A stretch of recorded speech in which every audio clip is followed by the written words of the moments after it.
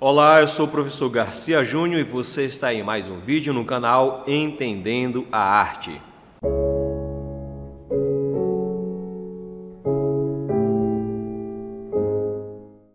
Espero que esteja tudo bem contigo e a gente vai ter uma aula hoje sobre a arte indígena, um assunto muito interessante. Esse material foi feito em parceria com a minha colega, professora Elma Ferreira, aqui do Liceu Maranhense.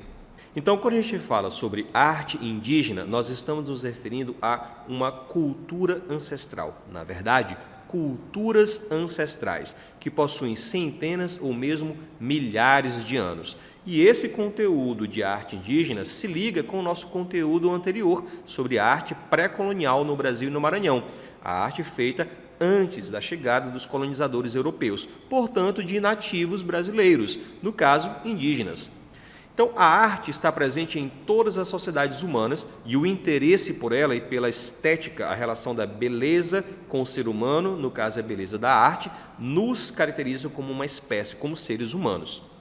Em muitos grupos humanos, a arte se manifesta por uma estética coletiva, um sentido de beleza, uma relação da arte de modo comunitário, coletivo.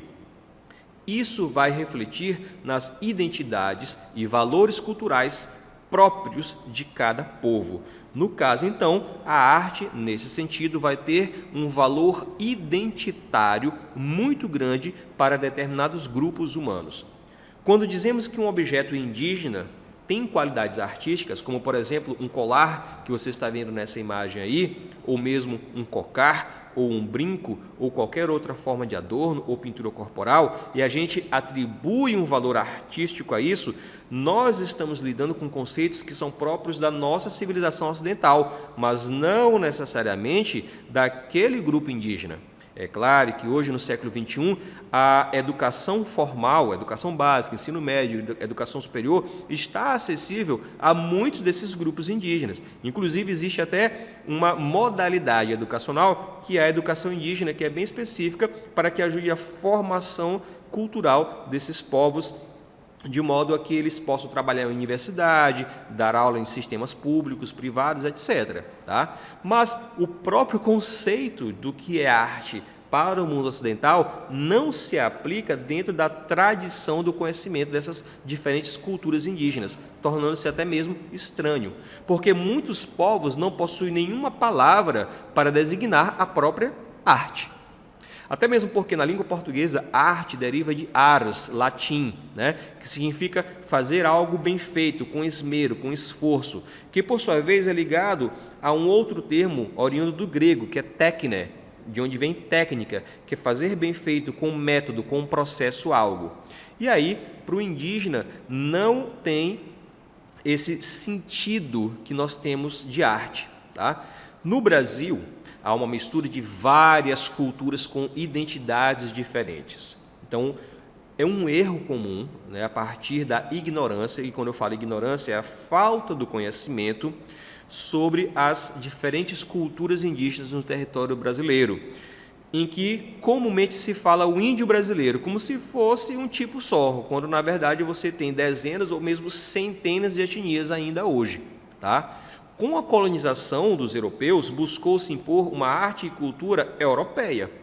E aí você vai ter uma perda muito grande do que era a tradição original. Mesmo assim, isso não impediu a manutenção de que essas culturas ancestrais, tanto dos indígenas quanto dos negros africanos que foram escravizados e trazidos à força da África para o Brasil durante o período da escravidão, pudessem ficar enraizadas na formação cultural do nosso povo. Então, o Brasil tem enraizado aí a cultura indígena, a cultura africana e, é claro, a cultura europeia. Não podemos descartar nenhuma dessas vertentes na formação da nossa cultura. A gente pode resgatar aquelas memórias, aquelas tradições que estão perdidas, justamente para que a gente possa passar para a próxima geração a preservação dessa memória, para que eles possam aprender quem são. Por exemplo, será que os seus ancestrais, seus antepassados, seus ascendentes, tinha alguém de uma linhagem, de uma etnia indígena? Tinha alguém de uma linhagem, etnia africana? tinha algum descendente direto de europeus, por exemplo? Se você é do Nordeste que nem eu, muito provavelmente você vai ter essa miscigenação muito grande de culturas. Isso dá uma riqueza muito grande para a gente. Algumas tribos se parecem bastante, a fisionomia, as feições, até alguns hábitos também se assemelham. Mas não quer dizer que são iguais, a cultura indígena é igual, eu não estou dizendo isso. Estou dizendo que algumas coisas se puxam um para o outro. O Brasil indígena, hoje em dia, os povos indígenas hoje em dia, é uma multicores, eu diria assim, é multiétnica literalmente, porque tem uns que puxam mais para o lado mais, a pele mais amarelada, tem uns que puxam mais para o olho mais claro, o olho mais escura. Então, eu diria que as tribos que se mantiveram puras, intactas, são os que mais têm essa característica de pele queimada, pele morena, cabelo liso, mantém a língua ainda, mas não tem como deixar de se misturar também, porque os colonizadores vieram aqui no nosso país, aqui no Brasil, não tem como algumas tribos se manter, principalmente as tribos que foram contactados primeiros, os primeiros a ser contactados, esses que mais se misturaram com não indígenas. Então, a falta de conhecimento dessas culturas cria uma visão de estereótipo das mesmas, né? Você tem um senso comum estereotipando a figura do índio, do indígena.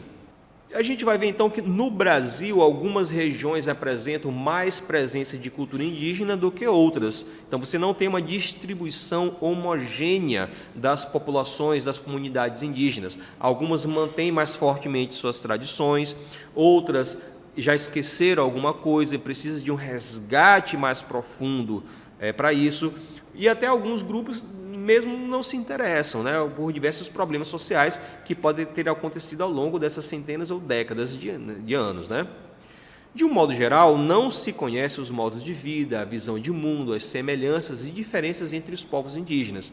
Então, você teve alguns estudiosos que fizeram muitas pesquisas, escreveram livros. Você pode fazer um resgate, por exemplo, dos registros de pinturas durante a missão artística francesa lá no século XVIII, com pintores como Debré, por exemplo, dentre outros, que registraram os povos nativos, registraram os povos africanos escravizados. Então você vai ter uma série fragmentada de registros que podem ser compilados a partir de uma pesquisa feita por um historiador, um antropólogo, um arqueólogo, etc. Diz-se índio no singular, sem diferenciar as centenas de povos que vivem no território brasileiro, como já foi citado. Então, o uso genérico dessa palavra índio para os nativos das Américas, América do Norte, América Central, América do Sul, veio de um erro, um equívoco dos primeiros colonizadores que acreditavam ter chegado à Índia. Aula de história, né? Os exploradores europeus, espanhóis, portugueses, holandeses, franceses, estavam tentando pegar e achar uma nova rota comercial para a Índia, né? E aí eles tinham que fazer isso pela navegação, porque por terra existiam muitos conflitos, era muito difícil, etc. Tentavam pela navegação. E aí disse que chegaram por acidente às costas litorâneas das Américas. Existe uma outra vertente histórica que diz que esses navegadores já sabiam da existência dessas terras, além dessa parte de navegação, tá? Mas isso aí é um assunto para um outro vídeo. A palavra indígena, então, é usada mundialmente e refere-se a qualquer povo autóctone. O que é isso? O povo nativo, que vive naquela região já há algumas centenas ou milhares de anos. Muitos povos indígenas que compartilhavam de uma mesma cultura foram separados durante a colonização e posteriormente. Por quê? Uma estratégia dos colonizadores europeus que queriam escravizar os povos. A partir da separação dos povos de uma mesma etnia, por exemplo, eles não tinham como se comunicar, né? Eles não tinham a mesma linguagem. Afinal de contas, eram etnias bem diferentes, em locais muito diferentes, que não tinham uma comunicação direta tão grande. Antes da chegada dos europeus à América, havia aproximadamente 100 milhões de índios no continente. Tá? Bom, durante a colonização europeia das Américas, várias etnias indígenas foram extintas, né? Simplesmente se acabaram ou tiveram sua população e seus territórios reduzidos drasticamente, por vários motivos: guerras, conflitos, escravidão, ou contraírem doenças dos europeus. Então imagina que o europeu vem lá da Europa, nos seus navios, suas galés, caravelas, etc., né, com aquele caráter moral do europeu lá do século XV, século XVI, né, cheio de roupas, né, com aquela moral judaico-cristã, chega no litoral brasileiro, por exemplo, sol, praia, vê ali as índias andando nuas ou seminuas, e aí tem um interesse sexual por elas. E aí você vai ter uma relação sexual entre colonos, entre europeus e as indígenas. E aí você vai ter a transmissão de doenças, como por exemplo a sífilis por meio sexual, ou mesmo uma gripe que pode exterminar uma tribo inteira, porque essas populações indígenas não possuíam imunidade coletiva para resistir a essas doenças trazidas de outro local, no caso é a Europa. Afinal de contas, eram grupos humanos que estavam isolados geograficamente durante muito tempo. Então, a cultura, hábitos e costumes indígenas no Brasil existem até hoje, tendo sido passados de geração em geração pela tradição oral. Bem, aí você está vendo a imagem de um mapa das etnias indígenas presentes entre os séculos 16 e 20. E notem que só bem aí já tem 41 etnias registradas, fora outras. No estado do Maranhão, que é onde eu moro e trabalho, de acordo com o último censo do IBGE, o Instituto Brasileiro de Geografia e Estatística, em 2010, tinham 38.831 índios, dos quais 76% viviam em terras indígenas. Segundo o estudo da FUNAI, a Fundação Nacional para a Ajuda Indígena, atualmente existem 7 principais etnias vivendo no Maranhão. Nós temos os Kaapó, que também podem ser conhecidos como Urubu-Kaapó, os Guajá, que também podem ser conhecidas como Guajajara, os Teneterrara, os Timbira, Canela, Cricati e Gamela, dentre outras etnias menores e algumas que se misturaram. A população indígena se encontra distribuída por 31 municípios maranhenses, representando quase 15% do total de cidades do estado. Então, nós temos, principalmente do meio para o sul do Maranhão, comunidades muito grandes dessas diferentes etnias indígenas. Então, cada grupo indígena possui seus mitos, crenças e rituais, suas manifestações artísticas, já que as produções simbólicas e estéticas são relacionadas a esses mitos, a essas crenças, a esses rituais. A arte indígena está presente em várias instâncias da vida desse indígena, da vida dessa tribo, dessa aldeia, dessa comunidade. Desde os objetos cotidianos de modo utilitário, como por exemplo urnas, né, como por exemplo objetos, ferramentas, armas, até por os objetos ritualísticos, utilizados em rituais, determinados cocares, braceletes, pulseiras, pintura corporal, a manufatura e decoração de instrumentos musicais, enfim, é uma riqueza muito grande de instrumentos, de artefatos que são produzidos por essas diferentes etnias indígenas. Você pode observar aí na imagem o ritual chamado Quarupi, que é a reunião de vários povos indígenas do Parque do Xingu, que tem uma concentração muito grande de diferentes etnias indígenas. Veja aí um pouquinho sobre o Quarupi.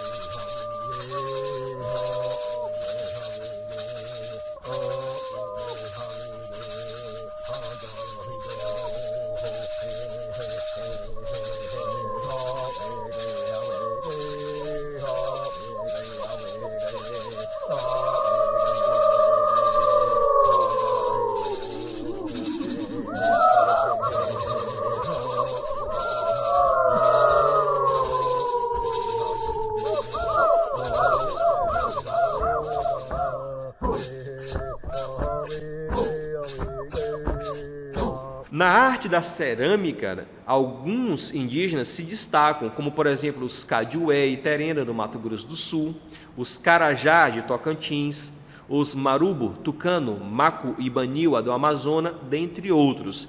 É até interessante a gente fazer um paralelo que a arte cerâmica, ou também conhecida como arte da olaria, ela mantém um processo muito similar ao que era feito lá na era pré-colonial, a pré-história brasileira. Então você tem uma possível observação desse processo ter sido mantido quase que o mesmo.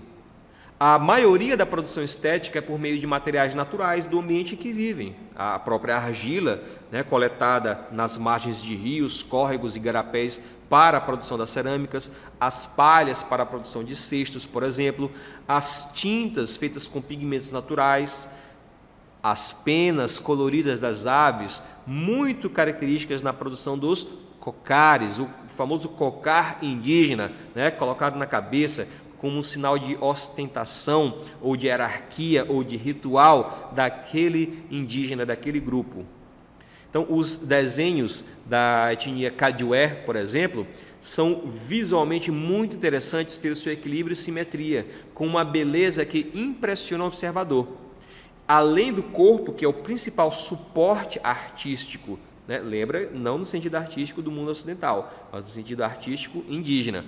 O corpo é o principal suporte. Esses desenhos geométricos, essas formas, também aparecem em couros, em esteiras colocadas para se deitar no chão de uma oca, por exemplo, abanos, tipo leques, faz com que os objetos domésticos dessa etnia Kadué sejam inconfundíveis no seu visual.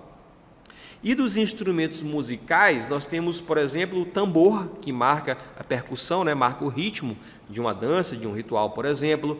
Nós temos uma espécie de chocalho, que é o maracá.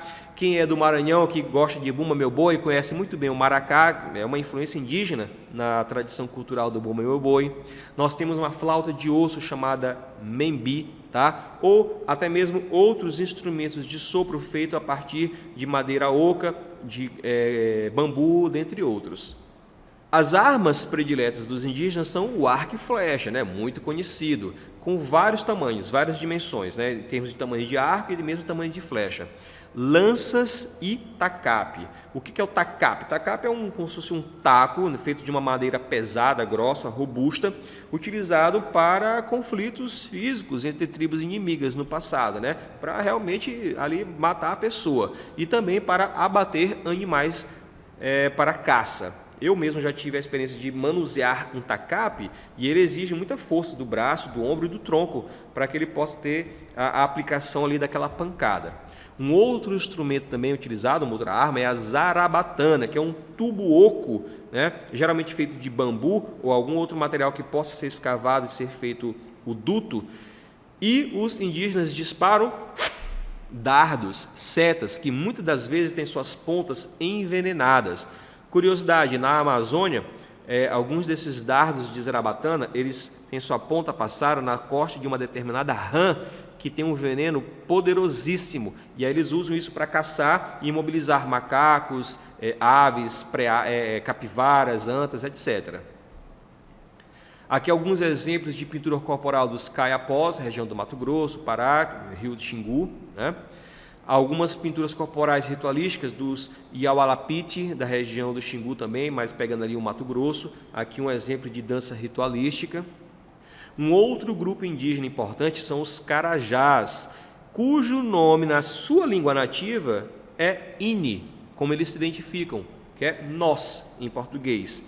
Carajá é o nome originário de uma outra língua indígena, que é o tupi, mais amplamente utilizado, e acabou sendo adotado em língua portuguesa para designar esse grupo Carajás, ou Ini, na sua língua nativa. Eles ocupam atualmente terra do Tocantins, Goiás, Mato Grosso, numa extensa faixa na região do Rio Araguaia. Bem aí você tem uma imagem da festa aruana dos Carajás, ou Ini, como eles se chamam. O povo Carajá acredita que seus ancestrais viviam no fundo do rio em forma de um peixe chamado aruanã. A lenda repassada de geração em geração é revivida nessa época do ano na festa de Retorrocã. Um show de cores, danças e lutas corporais.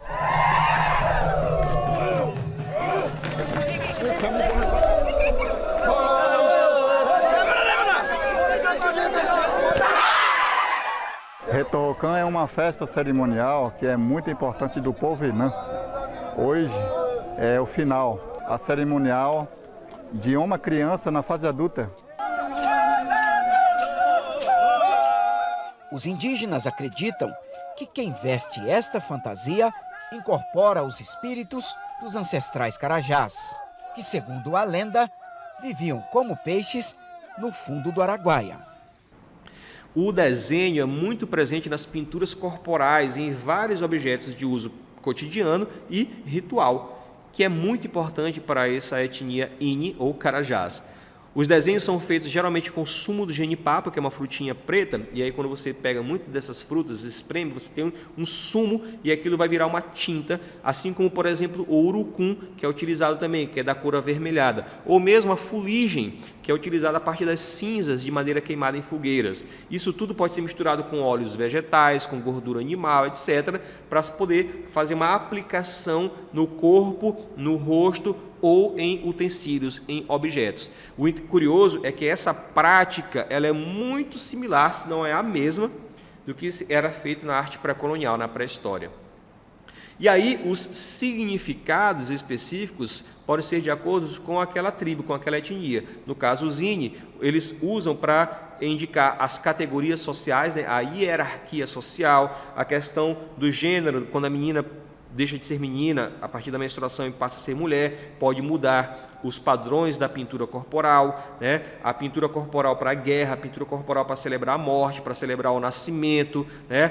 A passagem de idade do menino para o homem, por exemplo, a partir de determinados rituais. Então você tem uma riqueza muito grande.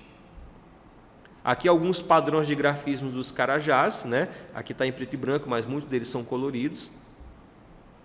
E aqui as bonecas Hichoko, feitas exclusivamente pelas mulheres da tribo, daquela etnia, que expressam os vários aspectos identitários do seu grupo, representando cenas do cotidiano, mitos, rituais, eventos do ciclo da vida, relações humanas, a fauna, né, os animais locais e padrões gráficos de pintura corporal que também são colocados no objeto. Pessoal, é muito rico o universo indígena. Na verdade, você pode fazer um curso inteiro de especialização nesse assunto. E você ainda vai ter muita coisa a aprender, muita coisa a explorar. Eu espero que você tenha ficado um pouco mais curioso ou curiosa para poder pesquisar sobre arte indígena. E, de repente, você investigar no seu próprio passado se você não tem ascendentes indígenas. Eu sou o Garcia Júnior, aqui é o canal Entendendo a Arte e a gente se vê na próxima aula. Valeu!